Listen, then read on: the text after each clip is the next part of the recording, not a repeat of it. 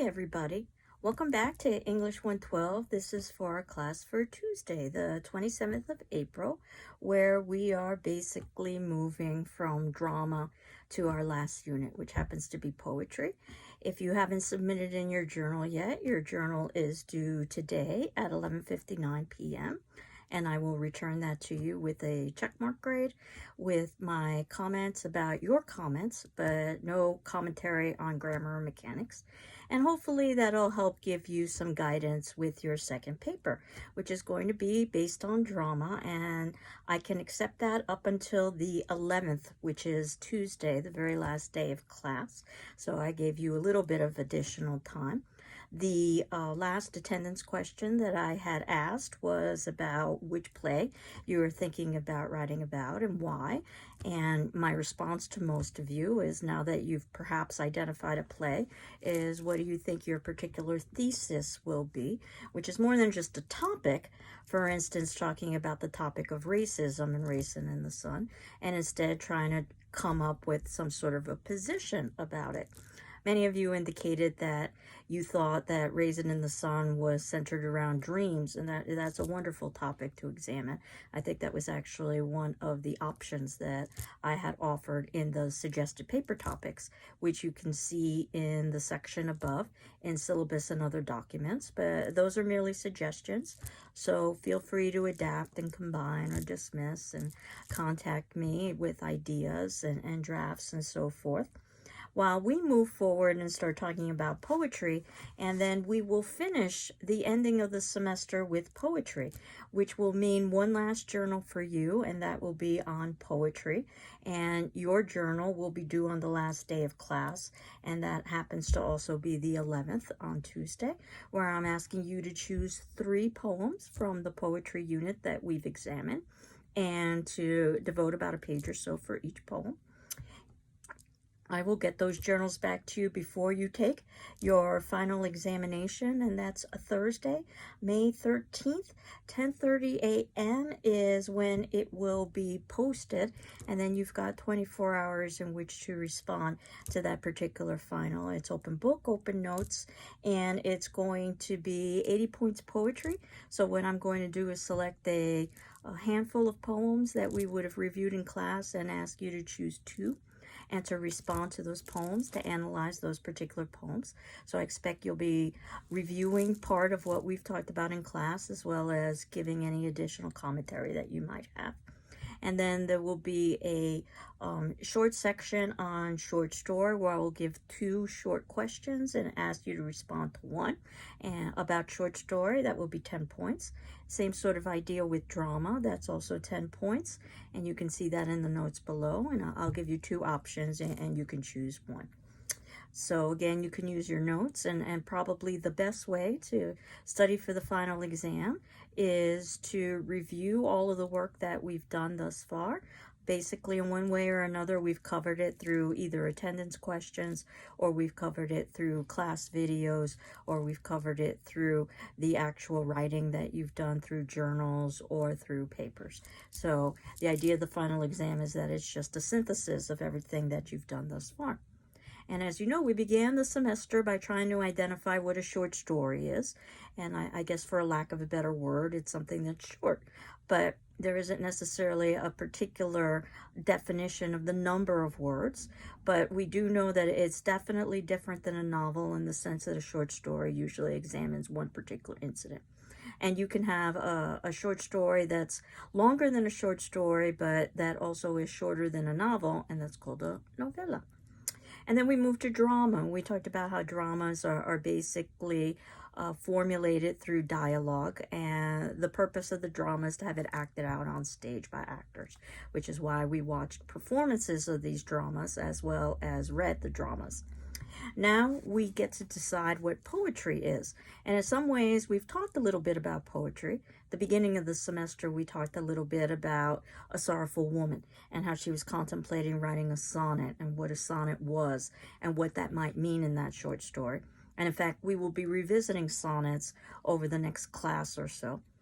And when we got to the drama section, we talked about how Oedipus the King was written in poetry, although we are reading a translation of Oedipus the King, not in the original Greek, so we may not necessarily get all of the poetic nuances. You can get the poetic nuances in Shakespeare, however, in A Midsummer Night's Dream, and how he oftentimes uses poetic structures in terms of forwarding dialogue.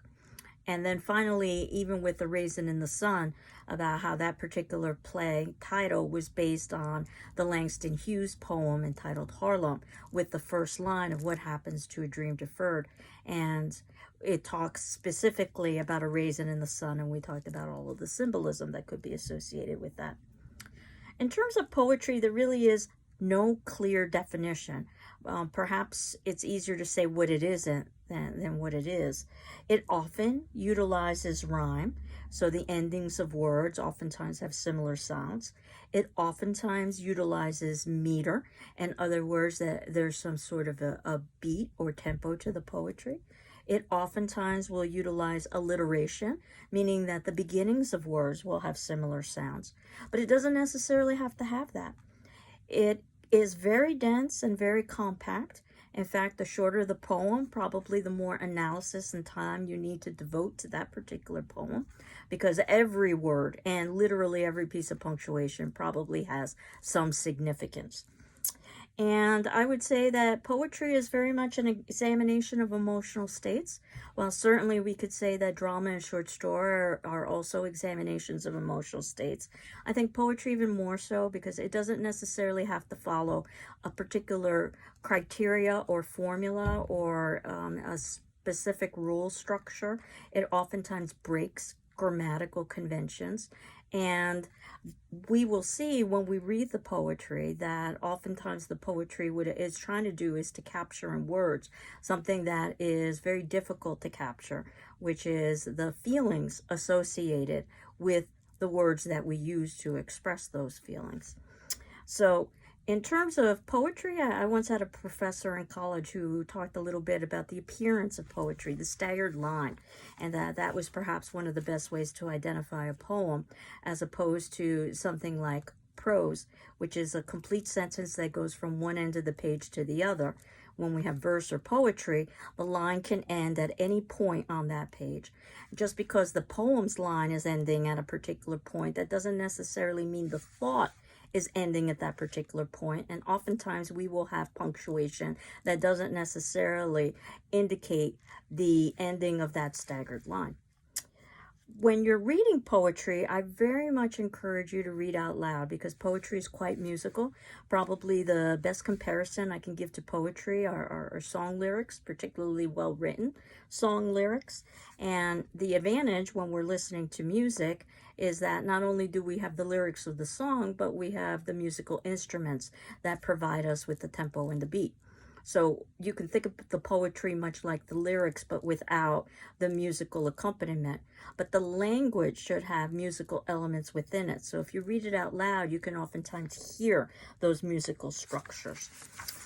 And that said, not all poems necessarily will have a particular pattern. Some are very discordant, and very deliberately so, to illustrate the theme or the issue that they happen to be examining.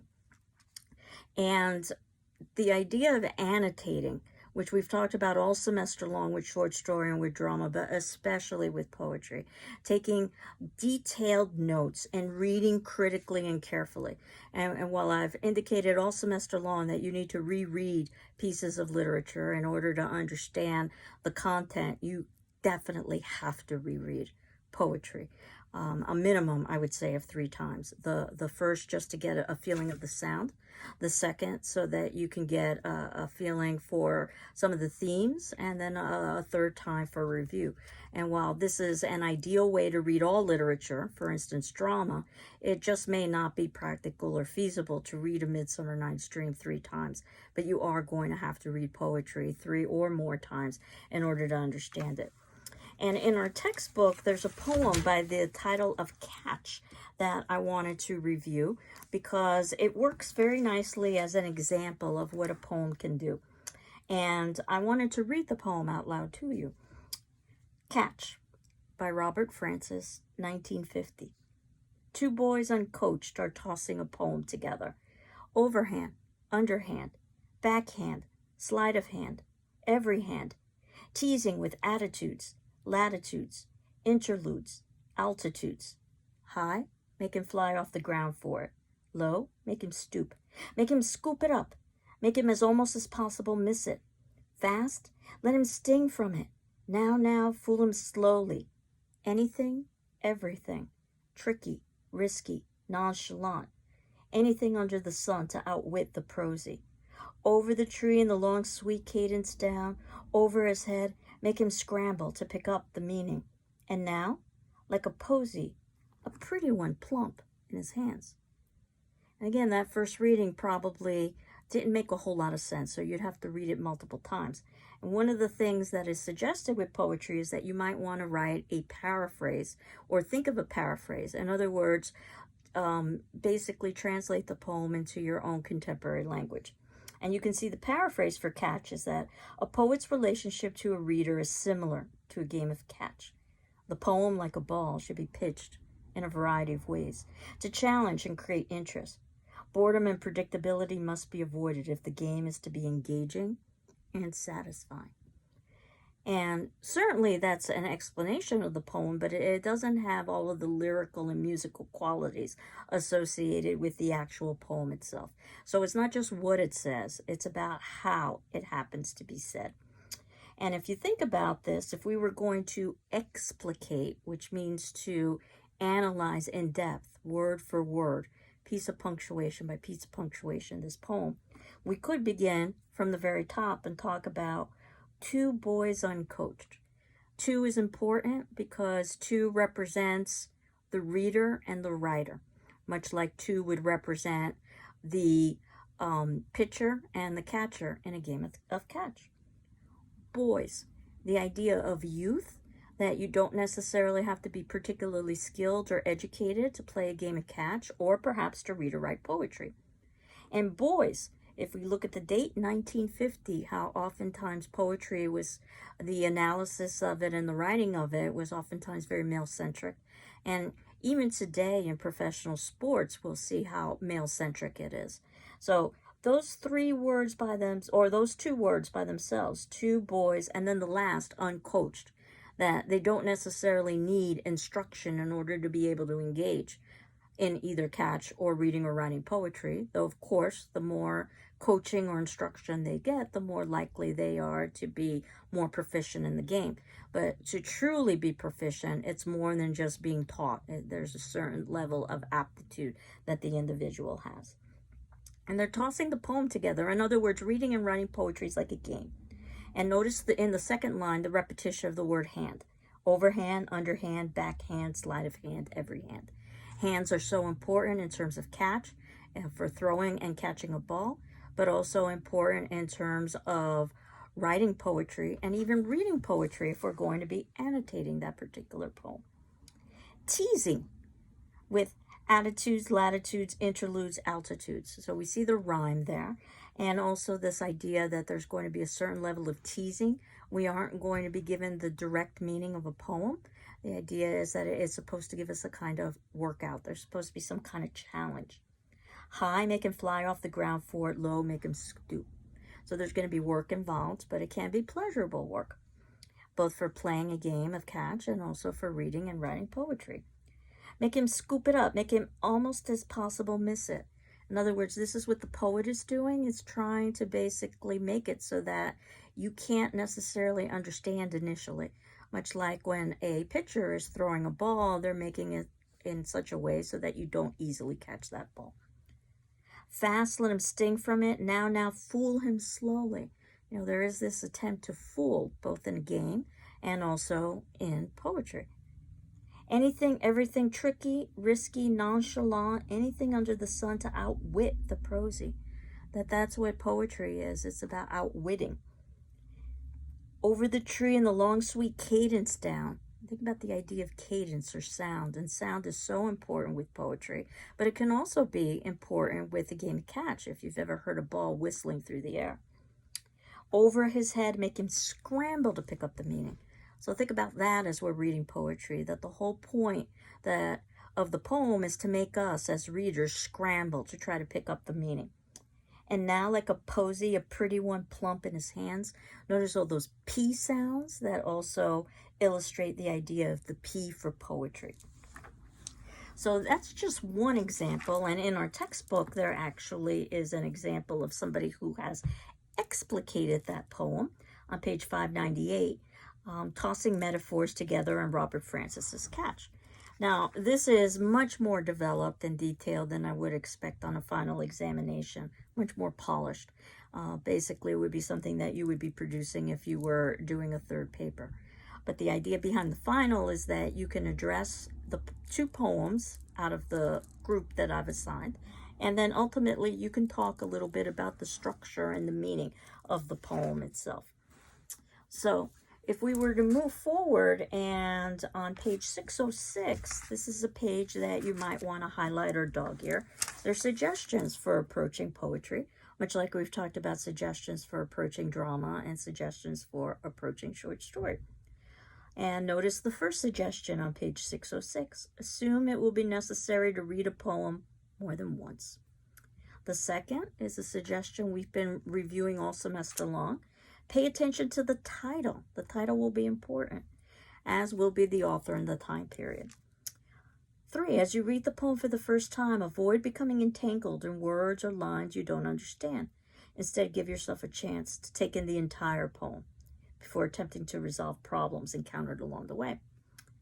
Number 4, in a second reading, look up words or passages you don't understand.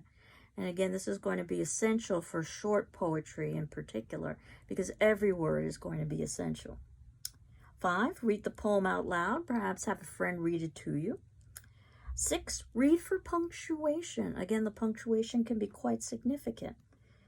And we even talked about that with short story when we were talking about something like girl and how important it was, that use of the semicolon. 7, paraphrase the poem. Try to put the poem in your own words. 8, try to get a sense of who is speaking and what the setting or the situation is. Don't assume the speaker is necessarily the author. 9, assume every element in the poem has a purpose. 10, be generous. Be willing to entertain different perspectives, values, experiences, and subjects you might not agree of. Remember, we had talked about there are multiple ways to analyze literature, as long as you can find evidence within the text to support your particular position, so that your position is a possibility. That satisfies the criteria that we need to reach in our analysis of literature. 11, think about a coherent approach. This gets us back to the beginning of the semester when we talked about critical strategies. Do you want to read this from a biographical perspective, for instance, or a historical perspective, for instance? And 12, don't expect a definitive reading. There could be lots of different ways that you could go about analyzing poetry. So what I wanted to do is talk about 2 poems that I had assigned for today to illustrate the distinction between formulaic poetry, poetry that follows a strict set of predetermined rules that doesn't have a whole lot of depth and doesn't have a whole lot of complexity, as compared to the literary poetry that we'll be reading. Remember, we did this with short story when we were talking about A Secret Sorrow and a Sorrowful Woman. A Secret Sorrow, being an excerpt from a Harlequin romance, was very trite and very predictable, and probably didn't have much there for us to analyze, as opposed to A Sorrowful Woman, which was much more original and much more complex. We did the same with drama, that if we read a script from a television series, for instance, Seinfeld, and while it's certainly entertaining and might have some literary elements to it, it was never meant to be analyzed from an academic perspective. Certainly, it doesn't have the depth of the complexity of an Oedipus the King or A Midsummer Night's Dream or A Raisin in the Sun, even though all 3 of those dramas were also written in part for entertainment, but also to make some sort of a social or political statement. And we will see the same with The Magic of Love and Love poem. This is on page 608. And if you've ever had experience with greeting cards, then you know about trite and predictable poetry. Poetry that rhymes, poetry that's rather simplistic, poetry that's rather predictable, but poetry that really lacks depth or complexity for analysis. And that's what we get with The Magic of Love, written by Helen Faries. And we can see that the date is unknown in which she wrote it, but I will read it out loud to you on page 609. There's a wonderful gift that can give you a lift. It's a blessing from heaven above. It can comfort and bless. It can bring happiness. It's the wonderful magic of love. Like a star in the night, it can keep your faith bright. Like the sun, it can warm your heart too. It's a gift you can give every day that you live. And when given, it comes back to you. When love lights the way, there's joy in the day, and all troubles are lighter to bear. Love is gentle and kind, and through love you will find there's an answer to your every prayer. May it never depart from your two loving hearts. May you treasure this gift from above. You will find if you do, all your dreams will come true in the wonderful magic of love. And you can see there's rhyme and meter there, but there really isn't much in terms of depth or complexity. So it probably isn't worth much in terms of our time from a literary analysis. Yet, note another poem, also about love, immediately following by John Frederick Nims, written in 1947, entitled Love Poem. This is on page 610, and I'll read this to you.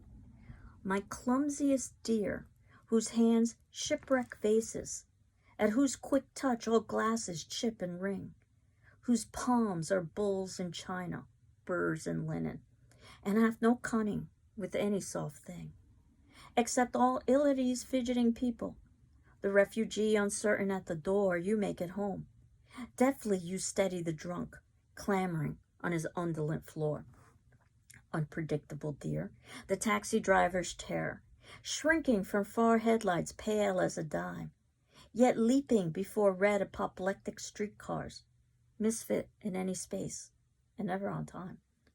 A wrench in clocks in the solar system.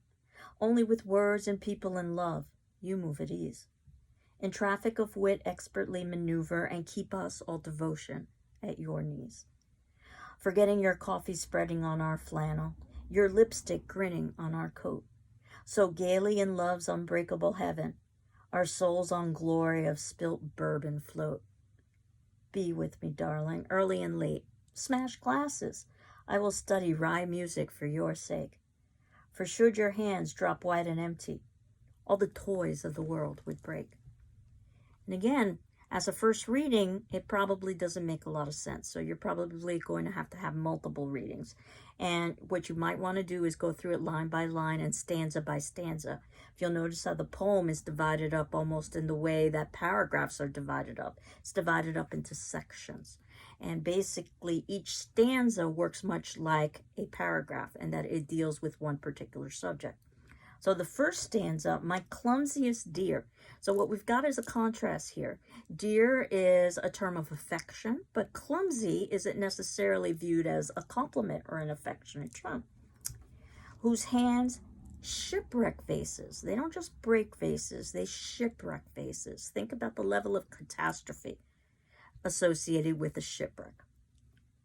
At whose quick touch all glasses chip and ring. This is somebody who basically is somewhat clumsy, and it's always breaking things, such as glasses.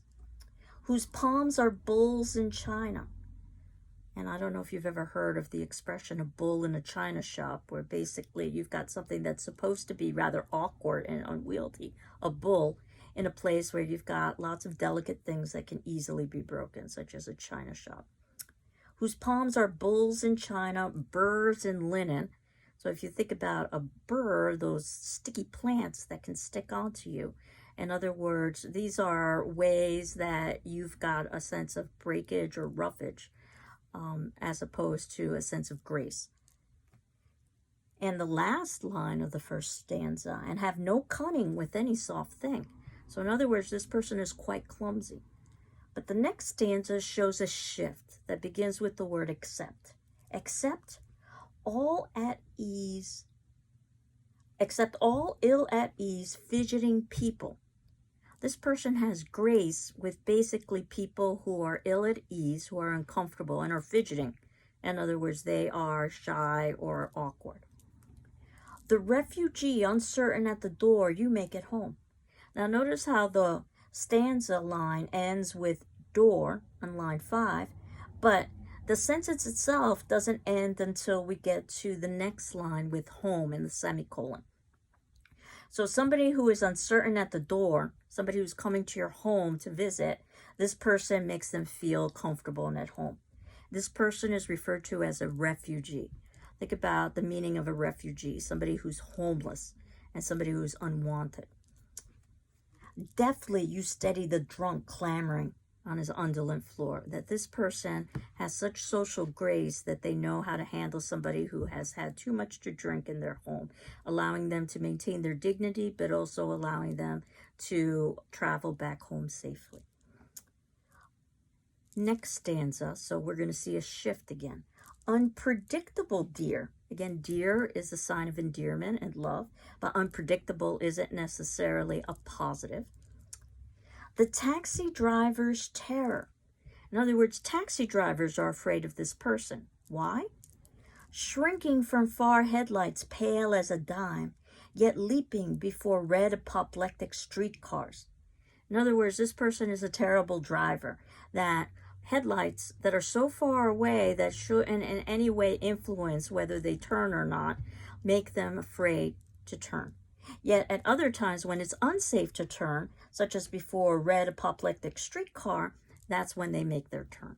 In other words, the stereotype of a taxi driver being a very bad driver is taken to the next level with this person being even a worse driver. So this person is clumsy and this person is a terrible driver. In fact, this person is a misfit in any space and never on time. But now we go to our next stanza.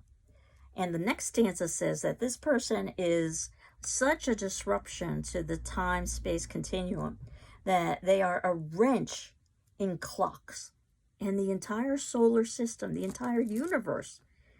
Talk about hyperbole or exaggeration. Only, and this is the next line, with words and people and love, you move at ease. That this person's grace is with social relationships, not with objects or with physicality. In a traffic of wit, expertly maneuver. I think that's a great line because previously we were just talking about poor driving, and you can see the parallels between driving a car and driving a conversation, if you will. It could be stop and go. You need to have a certain level of expertise. You can get into traffic or even an accident in your conversation or in your driving. And keep us all devotion at your knees, that these people love this person so much, they're so devoted to this person, that they're willing to basically kneel in front of them, so to be in front of this person's knees. And I would suggest that this person is a female because of the next stanza. Forgetting your coffee spreading on our flannel. In other words, this person would have spilled coffee on their clothing, again because they're clumsy. Your lipstick grinning on our coat, that this person would have left behind makeup on their clothing. And considering the time that this poem was written in 1947, it is probably likely that we're talking about a female's lipstick. Not to say that a male couldn't wear lipstick, but again, if you think about 1947, this is probably a female. So gaily in love's unbreakable heaven, that heaven could never be broken. Objects can be broken, but this person has such a deft ability to interact with others that there could never be any breakage with relationships. So gaily in love's unbreakable heaven, our souls on glory of spilt bourbon float, that when they find something that's spilled, in this instance it isn't spilled milk, it's spilled bourbon, that there's a sense of rejoicing, not because something has been broken or spilled, but because that means that person must be nearby. Be with me, darling. This is the last stanza. Early and late. Again, another term of affection, darling. Smash glasses. And this person is saying, go ahead, break things, because if things are broken, that means you are present. I will study rye music for your sake. In fact, the sounds of things breaking is musical to the others who know this person. For should your hands drop white and empty, and the person would have their hands drop white and empty if they were dead, if they were to die. If this person were to die or to cease to exist, all the toys of the world would break, which is one of my favorite lines of this poem, by the way. The idea of toys and all of the positives associated with toys, youth and joy and fun, and all those things would be gone. There wouldn't be any enjoyment anymore if this person didn't exist. In other words, if this person were dead. And while the first poem, Magic of Love, is very obviously a poem that's supposed to celebrate a person and love, the second poem, Love Poem, is much more complex and much more realistic, and that through actually being able to point some of the person's flaws, what we get is, I think, a much more endearing piece and a much more powerful piece about this person's strengths. So that's just an example of the difference between a formulaic piece of writing, something that you might find in a greeting card, the Magic of Love, with that sort of sing-song, na na na na na na na, with something like Love Poem. And obviously we will be focusing the rest of the semester on poetry that has a certain level of complexity. So what I did was I selected some poems for us to review, and I put them in chronological order so that you could get a sense of the progression and how the history of poetry has influenced some more modern masters. What we'll do next class is we'll talk a little bit about the specifics of how to evaluate the structure of a poem, in other words, for rhyme and meter, how to go about writing about poetry, because ultimately we will be writing about poetry. And then we will actually begin our poetry unit. So as far as I'm concerned, we are beginning next class, and I'm beginning with actually Shakespeare's sonnet. Shakespeare seemed to be a good place to begin. Not to say that poetry didn't begin before Shakespeare, obviously it did. But we did talk about A Midsummer Night's Dream, so I wanted to revisit Shakespeare and talk a little bit about his sonnets, and probably his most famous sonnet of all, Shall I Compare Thee to a Summer's Day? So that's where we're going to begin, and that would be in the 1500s in England, and then we will move our way finally to the 1990s in the United States. So we'll have an overview of the poetry. So that's where we are now. And today's attendance question, which will be due on Wednesday, is what is your personal definition of poetry and why? What is your personal definition of poetry and why? And certainly you can look up definitions of poetry, but as I indicated, there is no neat, tidy definition of poetry. So those definitions, all of them are really rather flat. So I'd be curious to know how you classify poetry. So I hope you're doing well. I'm doing well. And next class, we will continue on with poetry. Take care. Bye-bye.